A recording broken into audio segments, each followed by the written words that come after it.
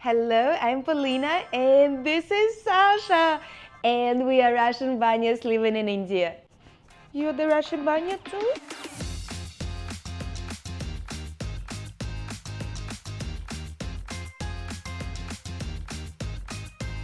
Today I would like to talk about the most important festival of the country. In India it is called Diwali, in Russia it is called the New Year, in China it's called Spring Festival.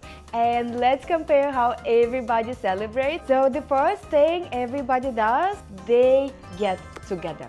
In India it's usually like a puja together, but everybody comes home, comes to Sasural. In China, it's only Sasural. It's like there is no other option. In Russia, it's not the case. In Russia, you just spend time with your family. Doesn't matter where it is, but you have to be with your family. Second of all, the drinks for the New Year or Diwali. For Diwali, the drinks are not exactly allowed. So we just do the puja and then we watch the fireworks, play cards or whatever we do, but there are no drinks. For the New Year in Russia, it's a champagne. Because if there's no champagne, how can you do the wishes? You write a wish on a piece of paper and then you burn it and then you put it in the champagne glass and then you drink it up and then if you manage to do everything in 12 strikes of the clock, then your wish will come true. In China, when people gather, they drink a thing which is called baijiu. It's made of rice though, it has a very high degree of alcohol and everybody gets one shot and they drink it in shots. Then we are having puja. Let's talk more about the puja. How you do puja. So we read the story about Lakshmi first of all, Daddy reads it, and then everybody does this ding ding ding the bell. Somebody blows in shell, generally my husband. He blows in the shell and that's how we do puja. So for the New Year's, we don't do puja. New Year's in Russia, it's not religious. But we have a thing which everybody does, like 95% of the population. There is a New Year show on the TV. And each channel has a different New Year show. So the New Year in Russia without the New Year show is not a New Year at all. And then at 12 o'clock, the president, he speaks about the year, he gives a motivational speech, sort of say. So this is how we celebrate it and that's the most important part of the New Year. In China, it's actually a very similar thing to our New Year. They have a Chinese TV show as well at night. And then at night, Xi Jinping is talking, the president. And then, basically people go and do the fireworks. Now let's talk about the clothes. For Diwali, actually people buy new clothes as well. Diwali shopping is the shopping when no tailor is available. For Russian New Year, you wear lots of, basically the best dress you've got.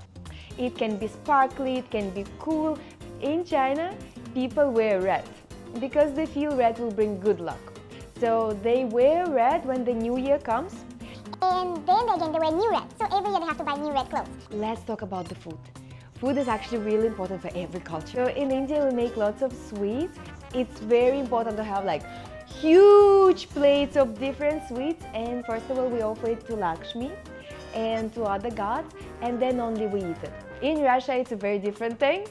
In Russia, the women cook for 10 hours before serving and there are 15 dishes, huge plates, huge everything, and then the whole family eats it for the rest of the week. In Russia we just make lots of dishes, especially salads, very unhealthy salads with the mayonnaise. In China, people you would never believe, but they eat dumplings because they think momos are round, momos are filled with lots of things, so the New Year should be the same. New Year should be smooth, round and should be filled with lots of different emotions. Let's talk about the gifts. For Diwali, people usually give money and som papri. So when I am here, our society gives us som papri and then I bring it to my sasural. I give it to my mother-in-law. And then my mother-in-law gives it to some friend of hers. And then that friend of hers gives it to another friend. And actually sometimes it's even adapted back at our home. That's a son papri circulation in the nature. So the gifts in India circulate a lot, which is kind of very interesting, right? In Russia, we give presents individually for everybody. So let's say my mom and my dad will celebrate 3 of us. So then I would give a present to my dad and I would give a present to my mom.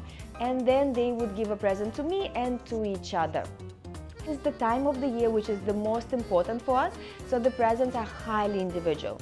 In China, that's the most cool part about it. People give money all the time to everybody, especially to younger children.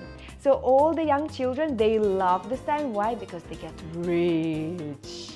They go to any adult in the family, every adult will give them at least 1,000 rupees. And it all comes in red envelope. After Chinese New Year, usually they sit on the bed and they calculate how much money they gave away and how much money their child received back.